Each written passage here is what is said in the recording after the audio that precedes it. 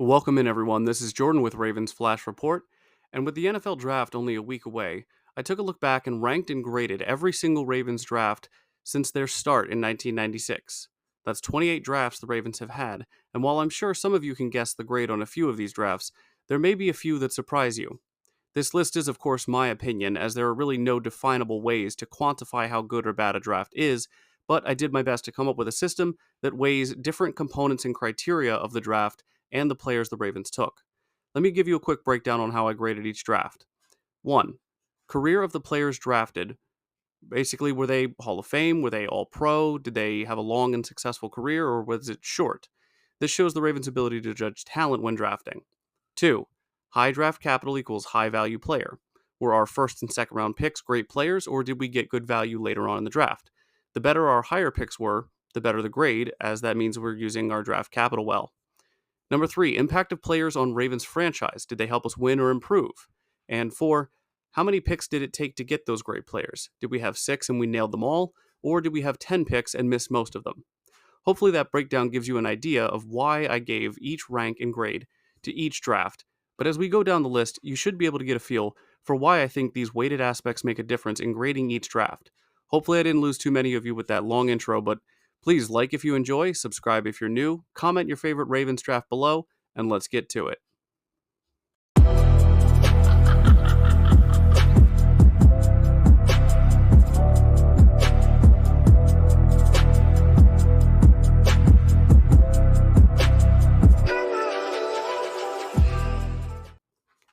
So as with any good ranking video, we're going to start with the worst and work our way to the best. But before we get into the grades, I do have 3 drafts with no grades as my semi-honorable mentions. The 2021, 2022, and 2023 drafts have not had long enough in the league for me to feel like we have a full grasp of how the players' careers will pan out.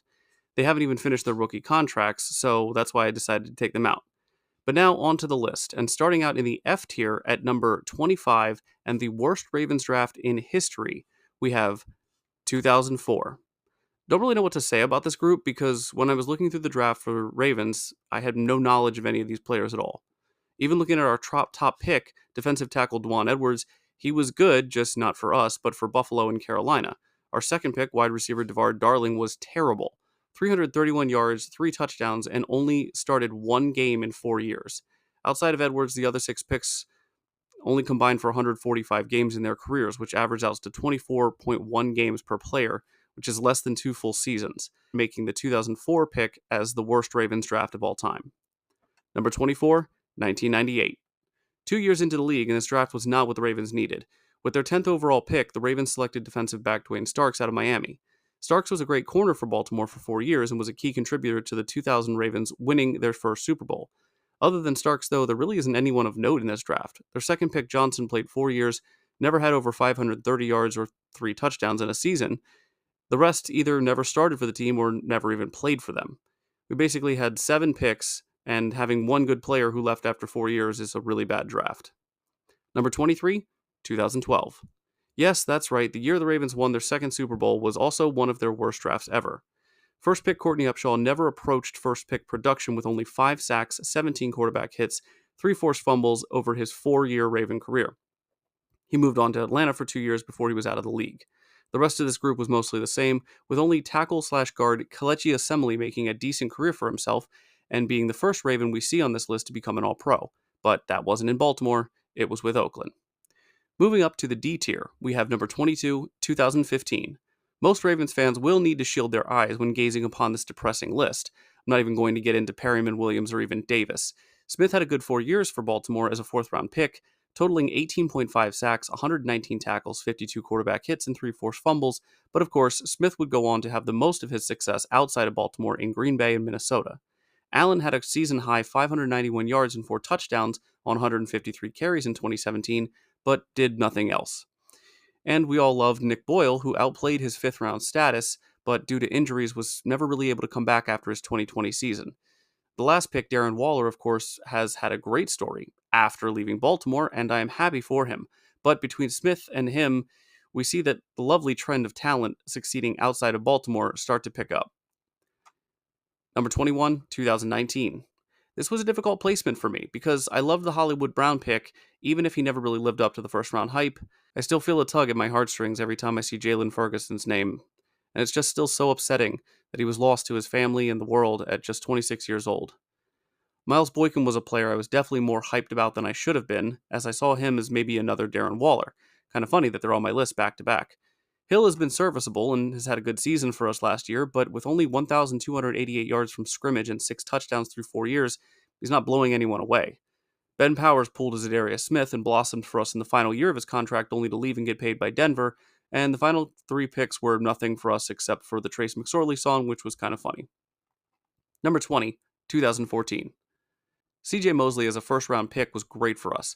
The first inside linebacker since Ray to take over control of the defense when he was here, and I'll love him forever for his tip pick on Baker Mayfield to send us to the playoffs in 2018. I also think it's fair to say that his best years so far were with the Ravens. Jernigan was fine here in Baltimore with 13 sacks and 35 quarterback hits over 3 years, but you want more out of your second round pick. Brooks, Gilmore, Talaferro, Wenning, and Campanero were busts for us. Brent Urban has carved out a decent career for himself, and along with Michael Pierce, I'm also glad he's back in Baltimore. John Urschel may not have been a great football player for us, but him leaving the NFL to pursue and attain a doctorate in mathematics from MIT is one of the coolest Ravens-related non-football stories out there, in my opinion. And now we're into the C-rank drafts, which, as a draft grade implies, has good players and it has some misses. Starting with number 19, 1997. Peter Bulwer was an amazing linebacker for Baltimore and one of the best in the franchise, playing his entire 9-year career for the Ravens. And as a 4-time Pro Bowler with 70 sacks, 59 tackles for loss, and 14 forced fumbles, he was just what the Ravens needed to make one of the hardest hitting defenses in the league even more fearsome, as a wonderful counterpart to Ray Lewis.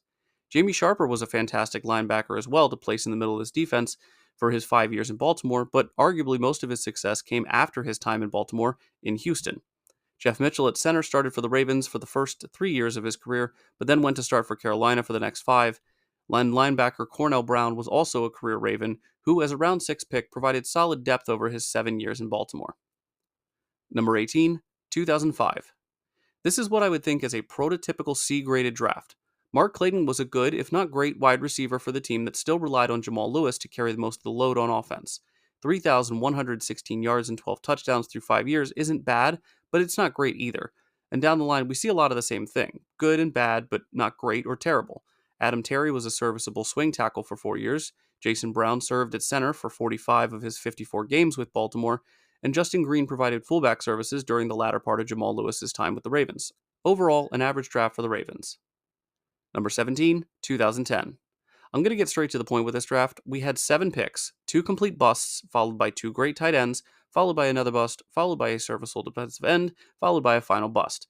While the numbers show the score to be 4-3 in favor of the busts, I would argue that Dixon, Pitta, and Jones's contributions outweighed the lack of production from Kindle, Cody, Reed, and Harewood. The Pitta-Dixon combo was the best tight end duo we've had so far in Baltimore. We'll have to see how Andrews and Likely can challenge that belief, though, this year. Number 16, 2001. Speaking of tight ends, we now have one of the best ones the Ravens have ever had. Funny how well and often the Ravens pair a great starting tight end with a great rushing attack. He played 10 years in Baltimore, and while Mark Andrews is well on his way to catching him in several categories, Todd is still second on the Ravens' all-time yards list with 5,492 off of 467 receptions and still leads the team with 41 all-time receiving touchdowns. Gary Baxter, as a second-rounder, had a pretty successful 4-year career with Baltimore, starting in 46 of his 54 games and defending 42 passes while grabbing 5 interceptions, making 3 sacks, 255 tackles. Ed Hartwell also provided solid linebacker play as a 4th-round pick, totaling 341 tackles, 23 tackles for loss, 6 sacks, 2 forced fumbles, and an interception over his 4 years. I'll admit that Heap sort of carries this draft class, but as one of the all-time Raven greats on offense and a solid contribution from some of the others, I don't think that's too bad. Number 15, 2016. Between Ronnie and Tavon's injuries and Judon pulling a full-on Zadarius just a year after, this draft is bittersweet. We missed badly with Correa and Kaufusi in the 2nd and 3rd round, but our 4th round had some solid depth and contributions from Young, Moore, Henry, and Dixon. Judon was obviously a great find in the 5th round, and I'd love to see him come back to Baltimore and play opposite of Van Noy. Alex Lewis, Keenan Reynolds, and Maurice Kennedy were acceptable underperformers as they were only 4th and 6th rounders, respectively. Number 14, 2009. With only 6 picks in this draft, it was a good thing we hit on the first 3 because Phillips, Drew, and Pierman were non factors. Orr was a solid left and right tackle for the Ravens for his 5 years here, if a bit penalty prone. Paul Kruger, while more productive in Cleveland, took full advantage of playing opposite of Terrell Suggs, garnering 15.5 sacks, 26 quarterback hits, 2 interceptions, and 69 total tackles, while only starting in 7 games. Ladarius Webb is another Raven who spent his whole 9 years in Baltimore, and while injuries did plague him at times, he was still an incredibly productive player for this franchise. 91 pass defended, 467 total tackles, 5 sacks, 3 forced fumbles, and 15 interceptions. Webb was an amazing third-round selection in the 2009 draft, and a 1-2-3 great picks in a row for Baltimore. Number 13, 2013. Last on the C tier, this reminds me a lot of the 2010 draft. Several misses, but also some highly impactful and productive players. Matt Elam is up there with Perryman as a potentially the biggest bust in Ravens draft history, and Arthur Brown is only not in that discussion because he was a second-round pick and not a first. Brandon Williams, on the other hand, was a great defensive tackle for the Ravens for 9 years, and while he may have only gone to 1 Pro Bowl, he was an anchor for that line and so consistent that he allowed the Ravens to address other needs elsewhere on the roster for most of his career. Kyle Juszczyk was a steady and productive fullback for the Ravens, making it to a Pro Bowl during his first 4 years of his career before signing with the 49ers and turning into a perennial Pro Bowler with a total of 8 appearances and an All-Pro season as well. Wagner, while maybe not a household name, started in 47 of his 62 games for Baltimore at right tackle, logging 3,152 snaps during his time. Not bad for a 5th-rounder. And lastly, Ryan Jensen, who also went on to be Tom Brady's center in Tampa Bay, will always be remembered to me for getting into Matt Milano's face after that late hit on Joe Flacco. And now it's time for the B-tier drafts, where we start out with the most recent draft I felt comfortable grading, number 12, 2020. While many of these players were fairly successful here in Baltimore, we have to avoid recency bias and try to look at it through an objective lens. Patrick Queen was an awesome pick for the Ravens and really grew into a weapon for this defense as a tackler in the open field, up at the line of scrimmage, and as a pass rusher. J.K. Dobbins, unfortunately, was a talent that we never really got to see fully realized here in Baltimore, and as many young players, the issue wasn't drafting them, but being able to keep them on the field. Justin Madubuike is a beast, and his extremely lucrative contract is an accurate reflection of his worth, not only in my eyes, but more importantly, the Ravens front office. Devin Duvernay as a kick returner and punt returner was an all-pro and 2-time Pro Bowler, but as a wide receiver, a bit underutilized in my opinion, leading to his third-round status to be a bit of an overpay. Malik Harrison is still with the team and has a viable depth option at linebacker and on special teams as a sure tackler. Tyree Phillips could never really put it together on the field despite having the physical gifts to be a great player. Broderick Washington also got a second contract to be a run-stuffing force on the defensive line, a role he's great at, but offers little in the way of pass rush. James Prochet. I'll just keep hoping for his success. That's all I'm going to say, because not for lack of trying, he's had a rough go of it since being in the league. Lastly, Geno Stone, who, along with Chuck Clark, has been able to absolutely define the term diamond in the rough and was a great versatile rotational piece/starter for the Ravens secondary. Number 11, 2017. Marlon Humphrey was a great pick to start off this draft, and going right back to the defensive well by grabbing Tyus Bowser was also a good move. For the first contract of their careers, they proved to be exceptionally talented and warranted their second contracts, as Marlon was not only a 2-time Pro Bowler in 2020, he was also an All-Pro, with an argument that could be made for 2 if he was targeted more in the 2020 season. Bowser was on the Matt Judon and Zadarius Smith type of progression as an outside linebacker, seeing more sacks and more playing time season after season, and as the Ravens had missed that production window with Judon and Smith, they obviously weren't going to make that mistake again.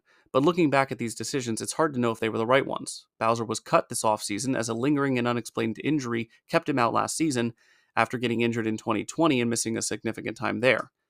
Marlon is not only my favorite Raven, but also remains a top 10 to 15 corner when he's healthy. After missing time in 2021 and 2023, it's reasonable to question his tenure with the Ravens after his upcoming season. Wormley was okay, but did better after leaving for Pittsburgh. Illuminor was able to carve out a career as well once he left Baltimore after 2 seasons. And Chuck Clark was a 6th-round pick who didn't let the draft experts deter him based on his measurables from making himself not only the starting strong safety for Baltimore, but also the signal caller while playing 100% of the snaps, even after Kyle Hamilton, his eventual replacement, was drafted. A great draft, and a few misses, and some durability questions. And now we get into the top 10, starting with 2008. I know this may be high for some people, but I don't see the Ravens winning the Super Bowl without Joe Flacco and Ray Rice, the top two picks in this draft. They are carrying 100% of this placement on the list, though. Flacco has played in 188 games over his career and has made it to the playoffs in 7 different years. Rice has played in 92 games and made the Pro Bowl 3 times. Combined, they have been in 280 games. The other players in this draft, 8 players counting for 307 total games. As good as Flacco and Rice were for the team and the franchise, I cannot give this draft an A. But along the same vein, I can't put it any lower than 10. Number 9, 2006. This draft looks like a game of duck, duck, goose to me, except I guess the goose here means a good player, so maybe that analogy doesn't work. But anyway, Haloti Ngata is an all-time great for the Ravens franchise, playing here for 9 years and being selected as an All-Pro twice and for 5 Pro Bowls. DeJuan Landry played his best 5 years here, totaling 363 tackles, 9 interceptions, 3 of which he returned for touchdowns, 29 pass deflections, and 14 tackles for loss. And of course, Sam Cooke, the 16-year Raven, with 256 games for the Purple and Black, and while he may have only had 1 Pro Bowl in his career, which is a crime in my opinion, he changed the punting game more than almost any punter ever and is constantly being credited by every other punter in the league to this day. Number 8, 2011, aka the Smith Draft. Jimmy Smith was an elite corner for most of his career, and Torrey Smith was the most successful wide receiver ever drafted and developed by the Ravens. Not only were they some of the most well-liked and respected Ravens, they were also some of the toughest.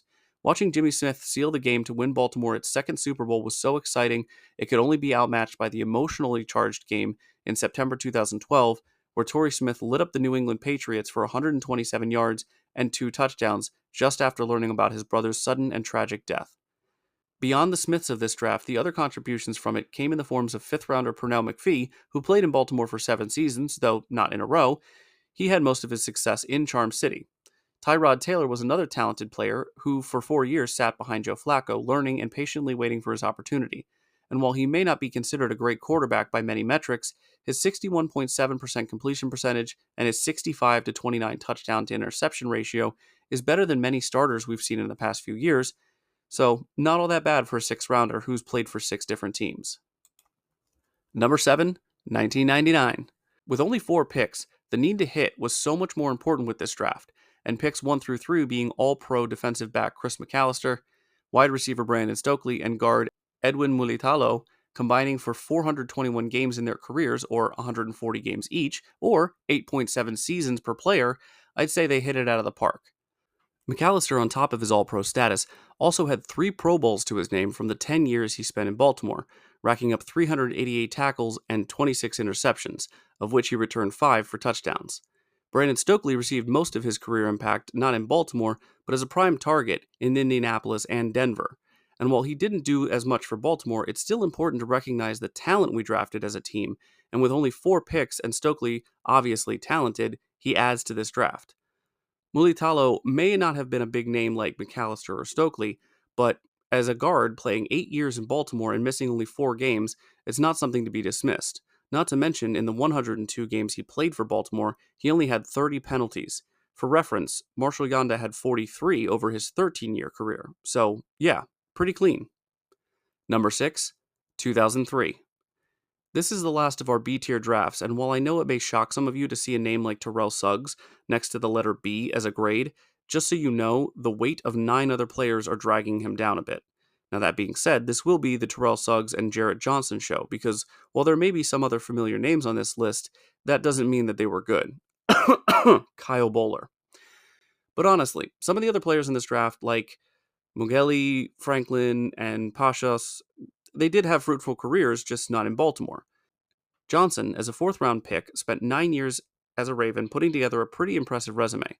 20 sacks, 402 tackles, 55 tackles for loss, 45 quarterback hits, 9 forced fumbles, 3 fumble recoveries, and 21 pass deflections. He also had 3 interceptions, one of those he returned for a touchdown, as well as one of his fumble recoveries he returned for a touchdown. Meaning JJ was only 1 touchdown away from tying Hayden Hurst and Brashad Perryman in touchdowns for the Ravens. Terrell Suggs was an absolute animal for the Ravens, and along with Ray Lewis and Ed Reed, really symbolized what it meant to play like a Raven, especially on defense. In 16 seasons and 213 games as a Raven, Suggs had 132.5 sacks, 855 tackles, 193 tackles for loss, 191 quarterback hits, 33 forced fumbles, 14 fumble recoveries, one he returned for a touchdown, and 7 picks, of which 2 he returned for touchdowns, meaning that Terrell Suggs, the All-Pro, 7-time Pro Bowler, Defensive Rookie of the Year, and 2011 Defensive Player of the Year, is tied with Hayden Hurst and Brashad Perryman in touchdowns scored for the Ravens. However, he does also have a safety, so he technically has more points than them. But now we get into our A tier and our top 5 Ravens draft. What's kind of funny is that when I was ranking and grading these drafts, I actually didn't intend to have 5 in the top tier. It just sort of worked out that way.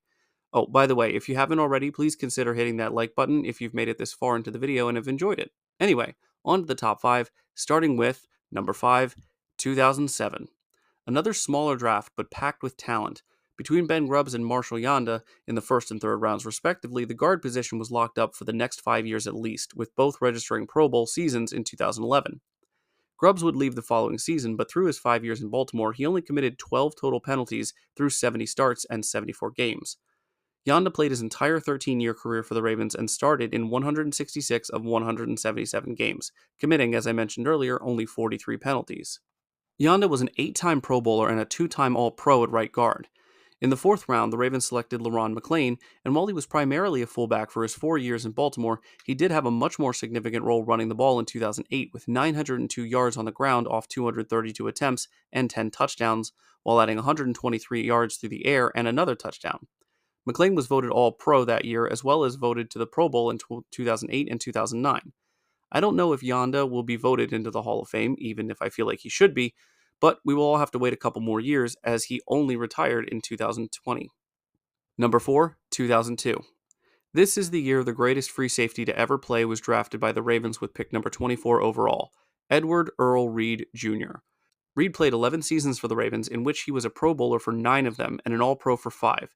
As a Raven, he had 608 tackles, 32 tackles for loss, 11 forced fumbles, 13 fumble recoveries, 2 of which for touchdowns, and 61 regular season interceptions, with 7 pick-six to go along with it. He started in 159 of his 160 games and was the best athlete on the field almost every year he played. Anthony Weaver in round 2 was a reliable defensive end, starting in 54 of his 57 games with Baltimore, while racking up 122 tackles, 23 tackles for loss, 14.5 sacks, 5 forced fumbles, 4 fumble recoveries, and an interception in 4 years' time. Terry Jones, as a 5th-round tight end, provided some help on offense, catching 50 passes for 417 yards and 5 touchdowns in 3 seasons. And finally, Chad Williams, a 6th-round DB who only started 5 games for the Ravens over his 4 years, but was able to make a much bigger impact than you'd think. 177 tackles, 15 tackles for loss, 4.5 sacks, 5 forced fumbles, 4 fumble recoveries, 24 pass deflections, and 8 interceptions, while returning 3 of those for touchdowns. Not bad for a non-starting 6th-round DB. Number 3, 2000. Jamal Lewis is one of the best and least talked about running backs in the league's history. Only 8 running backs have ever had a 2,000-yard season on the ground, but he averaged over 1,300 rushing yards a season with the Ravens and added almost 1,400 receiving yards, averaging 230 a season there too. That's what you want in a first-round running back. A first-round wide receiver in Baltimore is a little different though. Travis Taylor did his best despite being thrown potatoes and duck balls from old Bowler. Through 5 seasons, he amassed 2,758 yards off 204 receptions and 15 touchdowns. They aren't Tyreek Hill numbers, but this was a different league, and the Ravens never have been a throw the ball all over the field kind of team. But while I love Jamal Lewis and Travis Taylor helped out a lot, the steal of this draft came in the 6th round, linebacker Adalius Thomas. In 6 years as a Raven, he had 303 tackles, 58 tackles for loss, 24 quarterback hits, 13 forced fumbles, 6 fumble recoveries, 3 for touchdowns, 38.5 sacks, 39 pass deflections, and 6 interceptions, of which 2 he returned for touchdowns. You want to talk about the ultimate diamond in the rough? It's Thomas. He was an absolute gem that the Ravens found in the 6th round. The 2000 draft was an amazing combination of adding a new layer to the Ravens' identity with Jamal Lewis and Travis Taylor, while staying true to their defensive roots with Thomas. This draft feels like the most Ravens draft of all on this list, and they did it with just 6 picks. But it wasn't Ozzy's best. Number 2, 2018. This draft wasn't perfect. We drafted a tight end before one of the best quarterbacks to play in the modern era. Neither of our wide receivers made an impact whatsoever, And while some players who were drafted further down made some noise and proved useful on the team, the three big names that mattered in this draft were Jackson, Brown Jr., and Andrews. Look, Hayden Hurst isn't bad, and even though I've joked about him a couple times in this video, he does have almost 2,000 yards and 15 touchdowns in his career. Anthony Averett out of the fourth round has also made himself some money after having a decent year starting for the Ravens in 2021. Deshaun Elliott continues the Ravens' trend of 6th and 7th round secondary players, contributing well above expectations when drafted that far down. Bradley Bozeman as well, after playing left guard for the Ravens for 2 years, switched over to center and then got an offer from Carolina to go be their starter. And even our 7th round pick, Zach Seiler, was able to bounce around until he made his way to Miami and become a reliable starter for their defensive front, even having 10 sacks last year. In a draft where the Ravens had 12 picks, it's a credit to this organization they were able to select and pick up 5 good players on top of the 3 great players we're interested in. Orlando Brown Jr. in 6 seasons has been selected to 4 Pro Bowls for 2 different teams. For the Ravens, he was an excellent right tackle to go on the other side of the line from Ronnie Stanley and right next to Mr. Wonderful, Marshall Yanda. When Ronnie went down in 2020, Orlando moved over and picked up pretty much right where Stanley left off. Seeing that success, however, meant that he was about to price himself right out of Baltimore, and that's exactly what happened. Mark Andrews, since coming to Baltimore, has seemingly just fit right in, as if he was always a part of this offense, and his numbers and achievements speak for themselves. 4,857 yards, 381 receptions, 40 touchdowns, and 55.8 yards per game, and a connection with his quarterback that's so good, it seems like they can read each other's mind. Mark Andrews is the perfect example of a guy who draft experts and team executives alike will look back after looking at their own player and say, how did we take this guy over Mark Andrews? The truth is that some of this is scouting talent, and some of this is a gut feeling.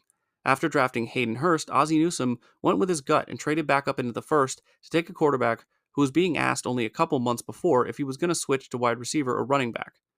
Lamar Jackson, a now 2-time MVP, 2-time All-Pro, and 3-time Pro Bowler with a career win percentage just over 75%, is in fact the perfect mixture of talent and instinct, but paired with an unquenchable desire to prove to himself and everyone else that he's not just a great quarterback, but one that will go down in history as one of the greatest to ever play the game. Not a bad last draft for Mr. Newsome, but it wasn't his best. Number 1, 1996. Yes, ladies and gentlemen, the best Ravens draft is in fact the first Ravens draft. This probably comes as a shock to few of you, especially after the 2000 and 2018 drafts weren't at the top. But come on, what did you want from me? The Ravens have drafted 19 players who would become all-pro at their respective positions, but only the 1996 draft had 3 in one class. The Ravens have drafted 8 players who have had at least 5 Pro Bowl seasons, but only the 1996 draft has 2 in one class.